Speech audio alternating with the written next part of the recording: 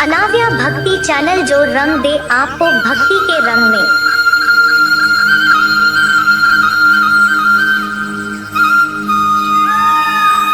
मित्रों, क्या आपको पता है कि गौमाता ने समस्त स्त्रियों को ऐसा कौन सा श्राप दिया था जिसकी वजह से आज तक समस्त नारी जाति को वह श्राप भोगना पड़ रहा है।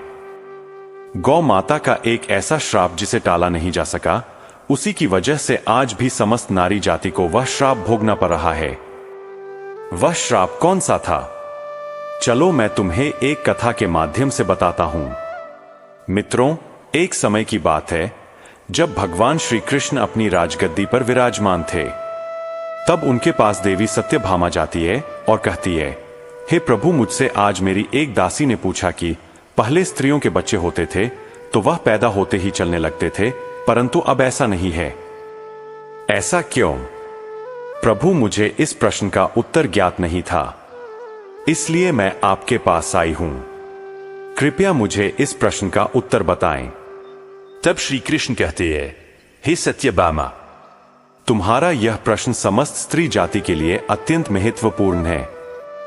अगर तुम इस प्रश्न के उत्तर को जानना चाहती हो तो ठीक है, मैं तुम्हें एक कथा सुनाता हूं। तुमको इस कथा के माध्यम से पता चल जाएगा कि किस वजह से अब स्त्रियों का बच्चा पैदा होते ही चल नहीं पाता है। तब देवी सत्यभामा कहती है कि हे प्रभु, मैं इस कथा को पूरा सुनूंगी, कृपया आप कथा को सुनाइए।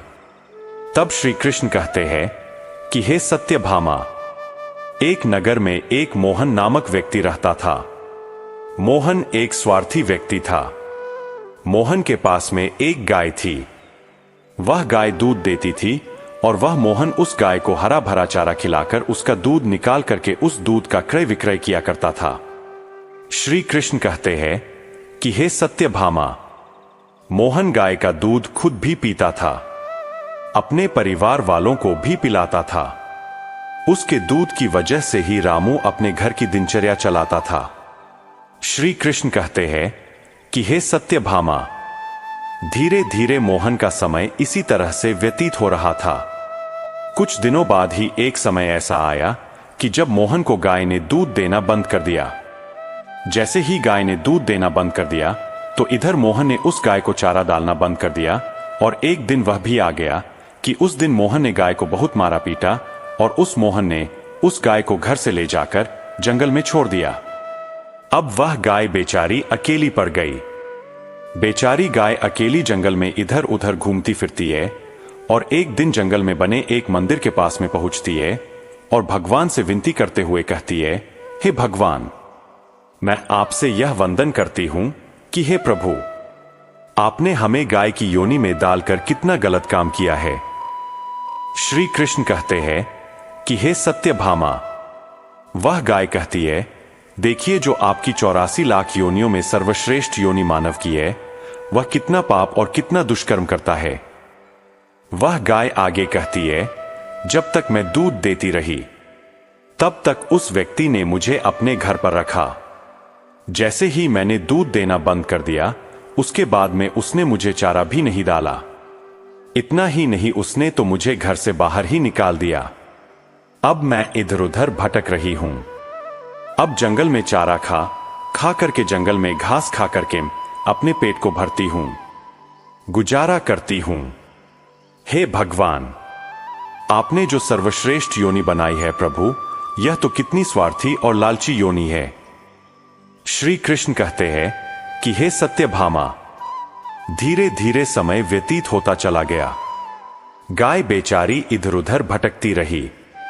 जब भी कभी वह गाय मोहन के द्वार पर आ जाती है तो अब मोहन लाठी लेकर के उस गाय को जंगल की तरफ, खेतों की तरफ भगा करके आता है। श्री कृष्ण कहते हैं कि हे सत्यभामा, धीरे धीरे जब वह गाय एक दिन गर्भवती हो जाती है तो अब जैसे ही 3-4 महीने का गर्भ हुआ है तो उसी जंगल से एक ज्योति नाम की स्त्री गुजर रही थी। उस ज्योति ने जैसे ही उस गाय को देखा, उसने मन में सोचा कि यह गाय तो गर्भवती है। मैं एक काम करती हूं, इस गाय को मैं पाल लेती हूं। जब इसका बच्चा हो जाएगा तो यही गाय मुझे दूध देने लगेगी। तब मैं इसका दूध खुद पीऊंगी और साथ ही अपने परिवार वालों को भी पिलाऊंगी। श्री कृष्ण कहते हैं कि हे सत्यभामा। वह ज्योति आगे कहती है कि इस गाय का दूध खूब क्रय विक्रय करूंगी। लेकिन जैसे ही ज्योति उस गाय को पकड़ने के लिए अपने पति महेश को बुलाने के लिए जाती है और जब तक उसका पति वहां पर आता है तब तक वह गाय वहां से चली जाती है। धीरे धीरे और समय व्यतीत होता है। श्री कृष्ण कहते हैं कि हे सत्यभामा, जब उस गाय के प्रसव का समय नजदीक आ गया तब वह एकांत जंगल में सुरक्षित जगह पर जाकर के उस गाय ने एक बछड़े को जन्म दिया।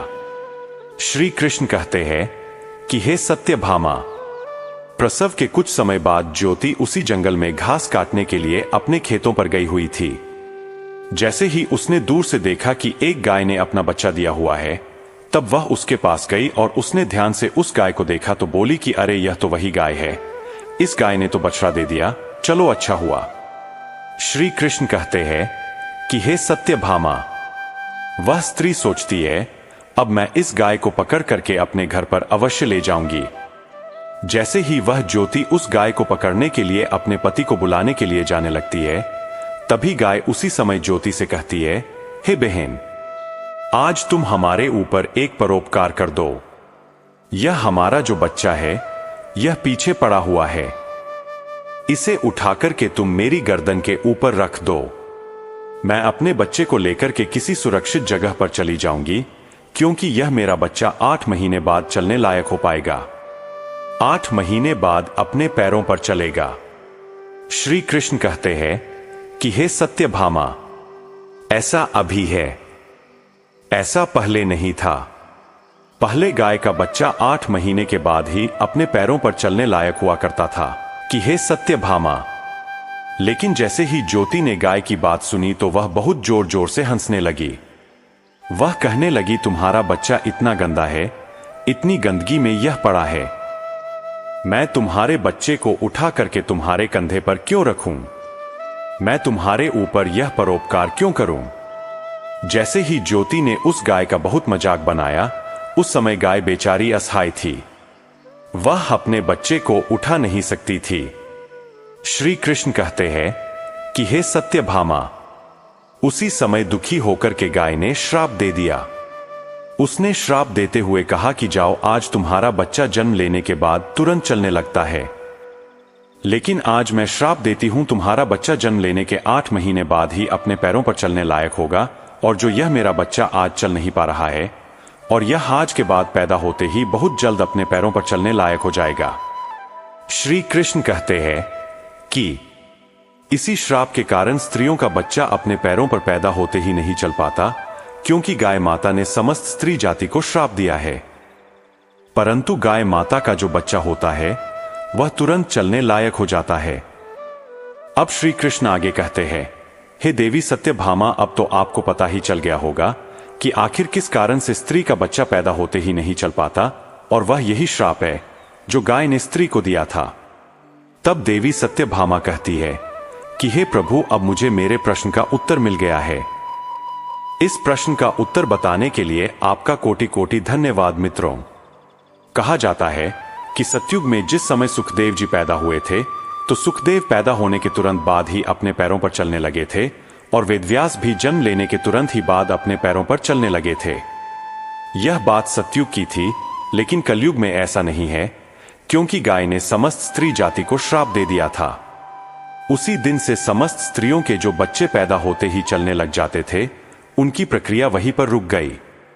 गाय के श्राप के कारण ही स्त्री का बच्चा 8 महीने बाद ही बच्चे चलने लायक, अपने पैरों पर खड़े होने लायक बन पाता है, और गाय का बच्चा उसी दिन से अपने पैरों पर चलने लायक हो जाता है। इसलिए किसी की आत्मा को कष्ट नहीं देना चाहिए, और यही सनातन धर्म का सबसे बड़ा धर्म है। गोस्वामी तुलसीदास ने लिखा है, परहित सरिस धर्म नहीं भाई। दूसरे के दुख में दुखी हो जाना, दूसरे के काम आना सबसे बड़ा धर्म माना गया है। तो इसलिए हमें असहाय पशुओं की, पक्षियों की सहायता करनी चाहिए। गाय के श्राप की वजह से ही जितने भी पशु पक्षी है, उन सब के बच्चे जन्म लेने के तुरंत बाद चलने लग जाते हैं। लेकिन स्त्रियों के बच्चों पर इसका विपरीत प्रभाव पड़ा कि जन्म के तुरंत बाद स्त्री का बच्चा चलने लायक बन पाया हो, एक स्त्री की गलती से आज समस्त मानव जाति की महिलाओं को उस श्राप का खामियाजा आज भी भुगतना पड़ रहा है। मित्रों, आपको यह कथा कैसी लगी हमें कमेंट में अवश्य बताइएगा, और वह कौन सा श्राप था जो स्त्रियों को मिला था वह भी आप समझ चुके हैं। मित्रों, कमेंट में जय श्री कृष्णा अवश्य लिखना। साथ ही अगर आप हमारा चैनल पर नए हैं तो चैनल को भी सब्सक्राइब अवश्य कर लेना। हो सके तो इस वीडियो को समस्त माताएं बहनें शेयर अवश्य करें। वीडियो देखने के लिए आप सभी लोगों का दिल से धन्यवाद।